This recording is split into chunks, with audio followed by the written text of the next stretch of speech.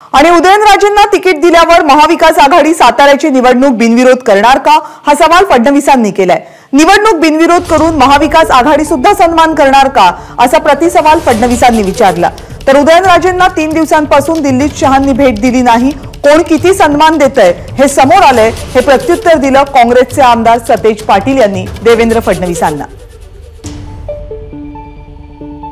इकडे साताऱ्यामध्ये समजा उदयन महाराजांना महायुतीने जागा दिली तर ते बिनविरोध करणार आहेत का?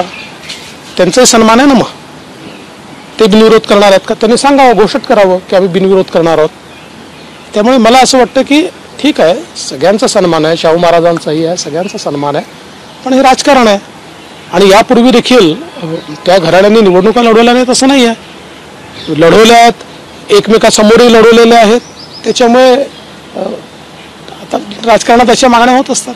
अजून ते 2-3 दिवस दिल्लीत आहेत, त्यांना भेट मिळत नाही अशा तुमच्याकडून बातम्या येतात। त्यावेळी ज्या काही गोष्टी समोर आल्या त्यावेळी आम्ही म्हणतो जर आदर असेल तर त्या ठिकाणी बिनविरोध करावा, असं आम्ही मागणी होणं चुकीचं आहे असं मला काय वाटत नाही।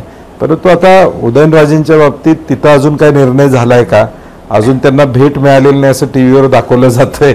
त्यामुळे आता किती आदर आहे तो आम्हाला दिसून आलेला आहे। एबीपी माझा, उघडा डोळे बघा नीट।